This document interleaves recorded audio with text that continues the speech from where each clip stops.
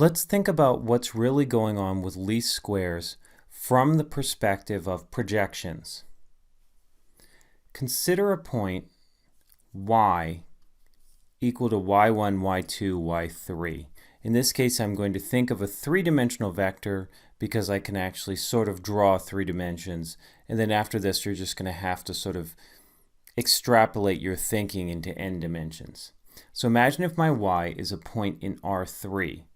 So in this case, n equals 3. My x matrix, I'm going to assume, is 3 by 2. So this point right there is my observed data point. It's a y1, y2, y3 coordinate where this axis is, say, y1, this axis is y2, and this axis is y3.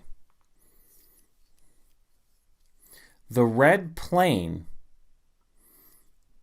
which I'm labeling P, is the collection of points y such that y is equal to x beta, where x is my known design matrix, for some beta in R2.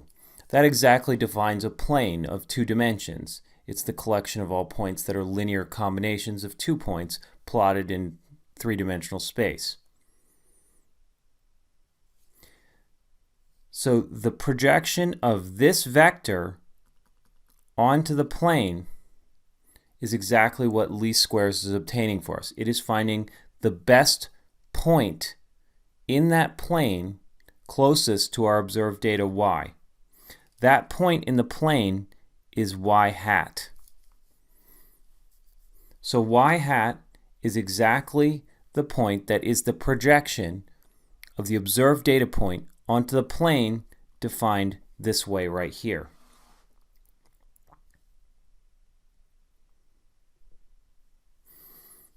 The beta hat, our slope estimate, is exactly the value of beta within the plane that yields y hat. This vector right here, which I could plot, let's say over here, it might look like that. That's this vector here. I'm not drawing it very well. So this vector is the residual vector. And notice the residual vector, you can kind of visualize it. My picture isn't perfect here. The residual vector is the vector that is the orthogonal line from the plane up to the observed data point.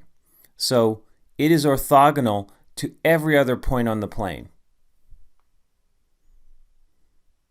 And that's why the residuals are orthogonal to any linear combination of the elements of X.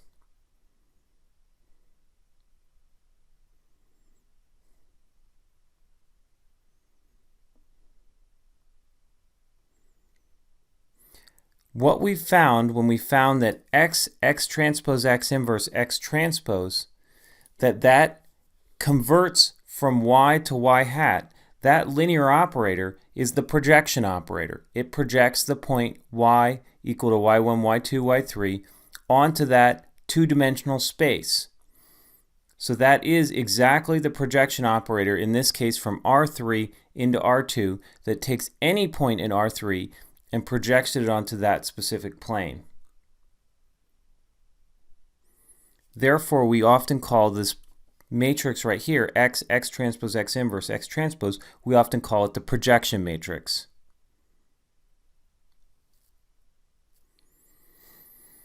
In other words, we can repeat these statements again by saying that least squares gives us the projection of y onto the space spanned by the columns of X. This also illustrates why any linear reorganization of the columns of X will yield the same fitted point, because the space spanned by the columns of X and the space spanned by a linear reorganization of the columns of X is the same space, so it will yield the same projection. That's why, for example, if you change the units of your variables from Celsius to Fahrenheit, you get the same fitted value. The beta might change, but the fitted value will stay the same because you have not changed the plane. The plane is the space spanned by linear combinations of the columns of X. The residual vector, once again, is y minus y hat. That is the vector that is orthogonal to the plane that points up from the plane to the observed data point. The distance is, of course, the norm of this vector. I want to just, we can visually see that the residual, which is this quantity here, y minus the fitted value y hat, which we can write as x transpose x inverse x transpose y, we can show that it's orthogonal to any linear combination of the x's very easily. Let's let x gamma be some point in the plane. That is a linear combination of the columns of x. Then my residual, y minus y hat transpose times x gamma, is exactly, as I distribute my transpose, y transpose minus x transpose x inverse x transpose y, then again times x gamma. I can factor this y transpose out here to here, and then I get I minus this projection matrix. If I then take my x and distribute it, I get x, because x times I is, or I times x is x, minus this element, this matrix right here, which is x transpose x times x transpose x inverse times x. These two are the inverses of one another, so they're just I, so I wind up with x minus x, which is of course 0. So the residual vector is orthogonal to any linear combination of the columns of x. And that makes a lot of sense if we go back to our picture. That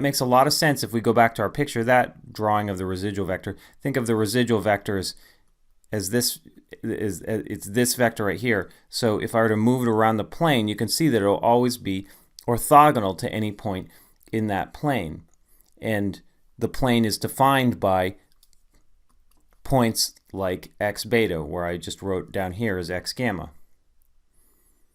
So as an example, think of all the things that are linear combinations of the x's.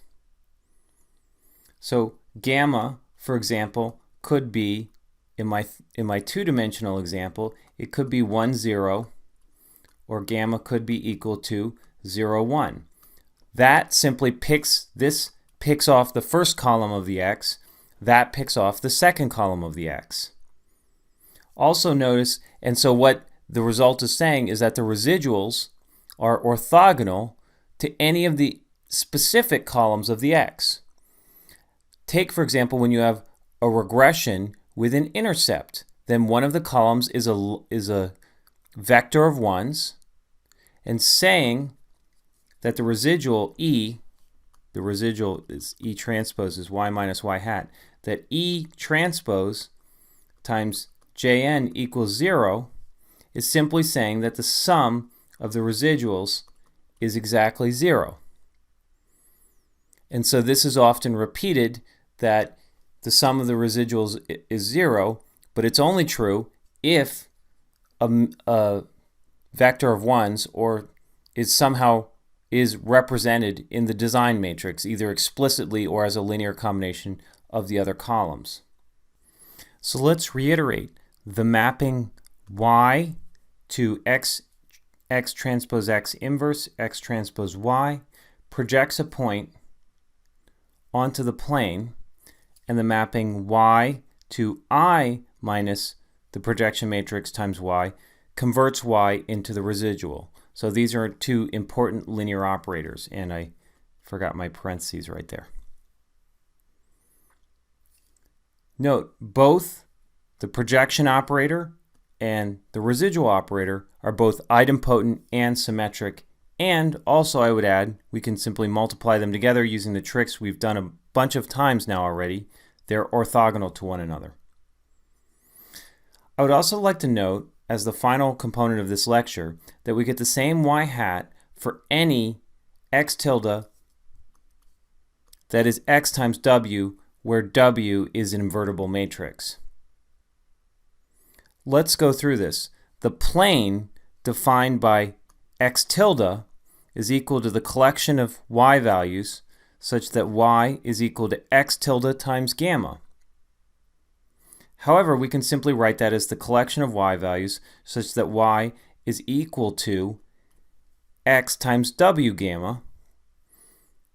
But for any w gamma that can define a beta, any beta can be written as w gamma because w is invertible. So that's the collection of y such that y is equal to x beta. So the plane, p tilde, is equal to the original plane.